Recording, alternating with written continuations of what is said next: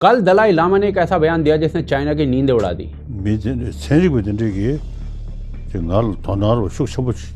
उन्होंने कहा कि मैं दोबारा जन्म लूंगा, लेकिन इस बार चाइना में नहीं बल्कि फ्री वर्ल्ड में, जो कि इंडिया, मंगोलिया या नेपाल में से कोई भी जगह हो सकती है। साथ ही उन्होंने ये भी कहा कि अगला दलाई लामा कौन होगा ये सिर्फ तिब्बत के बुद्धिस्ट के ट्रेडिशनल तरीके से तय होगा, ना कि किसी चाइनीज इंटरफेरेंस से।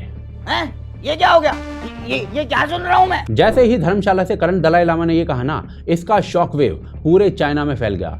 कोई चाइनीज दलाई लामा को गाली देने लग गया, तो कोई उन्हें वेस्ट का पपेट, ज़ायनिस्ट, फासिस्ट कहकर टारगेट करने लग गया। चाइना की कम्युनिस्ट पार्टी तो ऐसे छटपटाने लगी जैसे पानी के बिना मछली छटपटाती है। चाइना की फाइनेंस मिनिस्ट्री की स्पोक्स पर्सन माओ निंग ने कहा कि हमारी परमिशन के बिना कोई भी लामा चुना नहीं जा सकता है। री इनकारनेशन यानी कि पुनर्जन्म सिर्फ बीजिंग के अप्रूवल के बाद ही वैलिड होगा। और इसके लिए ना चाइना ने एक ऑफिशियल रूल भी बनाया हुआ है, 2007 का state religious affair order number 5। इसके मुताबिक अगर कोई भी लामा जन्म लेता है ना, तो उसे चाइनीज गवर्नमेंट के पास रजिस्टर करवाना जरूरी है। यानी कि अब एक एथिस्ट सरकार जो है ना, वो डिसाइड करेगी कि किसी धर्म का हेड कौन बनेगा। ये वही बात हो गई जैसे बाबर आजम तय करेगा भारत का कोच कौन होगा। आज दुनिया भर की संस्थाएं, दुनिया भर की ऑर्गेनाइजेशंस, दुनिया भर के लोग चाइना के इस बिहेवियर को ओपनली कंडेम कर चुके हैं। यूएस कांग्रेस ने तो बाकायदा दलाई लामा के 90th बर्थडे पर एक रेजोल्यूशन पास कर दिया था, और इसमें कहा गया था कि सिर्फ दलाई लामा ही अपने सक्सेसर को चूज कर सकते हैं, चाइना का इंटरफेरेंस नहीं माना जाएगा। यूरोपियन पार्लियामेंट ने भी एक रेजोल्यूशन पास किया है जिसमें कहा गया है कि हम चाइनीज गवर्नमेंट के किसी भी इंटरफेरेंस का पूरी तरीके से विरोध करते हैं। कई ह्यूमन राइट ऑर्गेनाइजेशंस जो है ना, वो भी चाइना का खुलकर विरोध कर चुके हैं।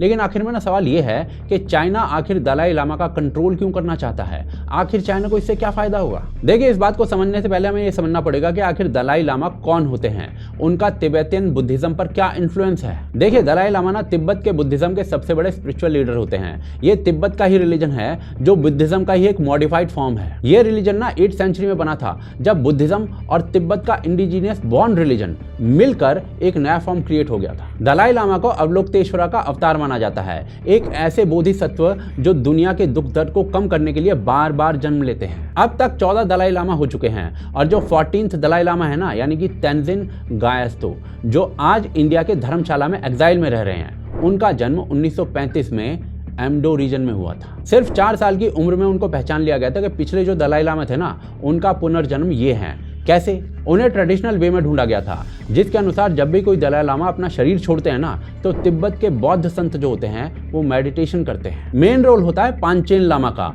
जो दलाई लामा के बाद सेकंड हेड माने जाते हैं। उनके विजन, उनके साइंस, ड्रीम्स, उनसे संकेत मिलता है कि अगला पुनर्जन्म दलाई लामा का किस रीजन में हो सकता है। इसके बाद एक स्पिरिचुअल सर्च पार्टी बनाई जाती है जो भारत, नेपाल, तिब्बत, मंगोलिया जैसे क्षेत्रों में जाती है, और फिर उन साइंस को पहचान कर अगले दलाई लामा तक पहुंचा जाता है। और फिर कंफर्मेशन के लिए ना कुछ टेस्ट किए जाते हैं, जैसे कि वो जो बच्चा है ना, वो पिछले दलाई लामा के कुछ निजी सामान जैसे कि टी कप हो गए, रोसरी हो गए, या फिर वॉकिंग स्टिक, उनको पहचान पाता है या नहीं। और फिर अगर उस बच्चे में स्पिरिचुअलिटी, मैच्योरिटी और कंपैशन जैसी क्वालिटीज दिखाई देती हैं कि यही बच्चा जो है वो अवलोकतेश्वरा का अगला अवतार है, यानी कि अगला दलाई लामा है। अब ना सवाल ये उठता है कि आखिर चाइना जो है वो दलाई लामा को खुद क्यों चूज करना चाहता है, जबकि चाइनीज कम्युनिस्ट पार्टी ये पुनर्जन्म जैसे कॉन्सेप्ट को तो छोड़ ही दीजिए, बल्कि किसी रिलीजन तक को नहीं मानती है। तो इसका सिंपल आंसर है कंट्रोल।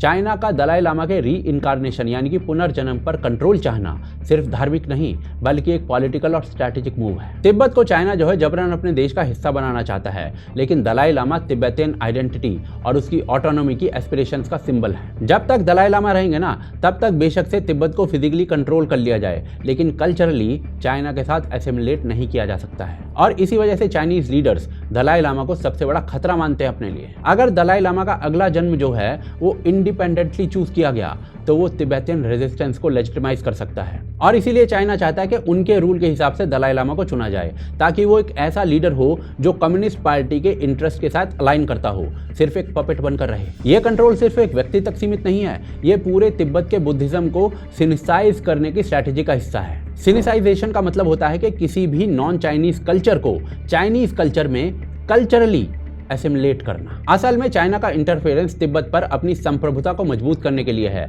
इसीलिए जब चाइना ने 1950 में तिब्बत में इन्वेजन किया था, तो चाइना ने हजारों मोनेस्ट्रीज को तबाह कर दिया था। दलाई लामा को भी असैसिनेट करने का प्लान था, लेकिन दलाई लामा फॉर्चुनेटली भेष बदलकर इंडिया में बच निकले। चाइना तिब्बत पर कंट्रोल के लिए कितना नीचे गिरा है, उसका अंदाजा आप इस बात से लगाइए कि 1995 में दलाई लामा ने एक 6 साल के बच्चे को 11th पांचेन लामा के रूप में घोषित कर दिया था। तो चाइना ने उस बच्चे को किडनैप कर लिया था। वो बच्चा उसके बाद आज तक नहीं दिखा है, कोई फोटो नहीं, कोई वीडियो नहीं, कुछ नहीं। उसकी जगह चाइना ने अपना पांचेन लामा अनाउंस कर दिया। चाइनीज पांचेन लामा जो है ना, वो आज तक चाइनीज स्टेट के मीडिया में घूमता है, लेक्चर्स देता है और तिब्बत को चाइना में मिलाने की बात करता है। और अब वही चाइना चाहता है कि दलाई लामा भी उनकी पसंद का हो। और अगर गलती से चाइना इसमें कामयाब हो गया ना, तो फिर तिब्बत के बुद्धिज्म और कल्चर को चाइना पूरी तरीके से खत्म कर देगा और तिब्बत पर फुल कंट्रोल ले लेगा। और इसीलिए करंट दलाई लामा चाहते हैं कि अगले दलाई लामा में चाइनीज इंटरफेरेंस ना हो। और ये मेक श्योर करने के लिए वो इस बार चाइना के बाहर री इनकारनेट करेंगे, पुनर्जन्म लेंगे, जो कि उनके अनुसार होगा इंडिया, मंगोलिया या नेपाल। अब इस पूरे री इनकारनेशन प्रोसेस का फैसला 6 जून को होने वाला है। और देखिए, ऐसे में अगर 2 दलाई लामा अलग अलग जगह से चुने जाते हैं, जिसमें से एक एग्जाइल तिब्बत की कम्युनिटी चूज करे और दूसरा चाइना की कम्युनिस्ट पार्टी अपने पॉलिटिकल प्रोसेस के थ्रू चूज करे, तो इसका मतलब होगा कि ग्लोबल बुद्धिस्ट कम्युनिटी में कंफ्यूजन देखने को मिलेगा और एक स्प्लिट देखने को मिल सकता है। हालांकि मेजॉरिटी तिब्बत के बुद्धिस्ट जो है वो ओरिजिनल दलाई लामा को ही मानेंगे, लेकिन ये जरूर है कि चाइना इस गैप का इस्तेमाल करके तिब्बत की आइडेंटिटी को कमजोर करने की कोशिश जरूर करेगा। लेकिन भाई साहब कहते हैं ना कि सत्य की हमेशा जीत होती है।